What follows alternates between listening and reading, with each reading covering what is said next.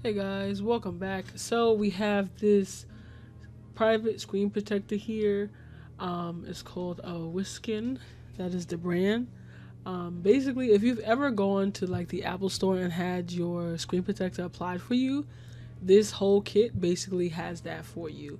So when you open it, um, it has this little tray here for you.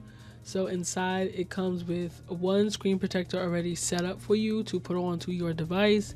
And then there's a second one just in case you mess up or, just in case that screen protector happens to die. Crack. So this is what it looks like when you open it. This is the second screen protector like I told you guys that was there. It also comes with a set of stickers, which is kind of cute.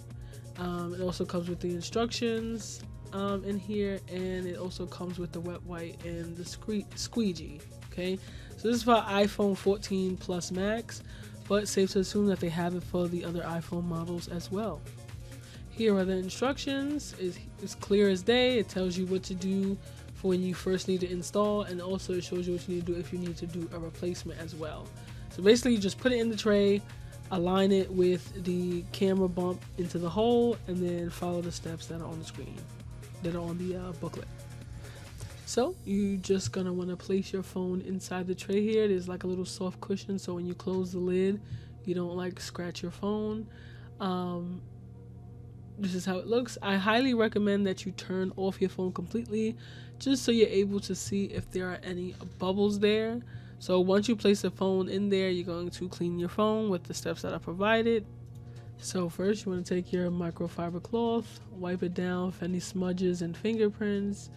A lot of people like to use the wet wipe first. I like to make sure all the smudges are off first before I use the wet wipe.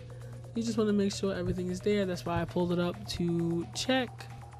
Alright, now you want to use the wet wipe, clean off any other smudges that may be there that you may have missed, or just any oils that just may be on the screen. Once you're done cleaning it off with this wet wipe, you're going to want to move on to the dust sticker. Catch any strays that may be on there. I live with pets, so just in case any hair may have flew into the air and landed onto the screen protector. Then you're going to just close the lid, just like this.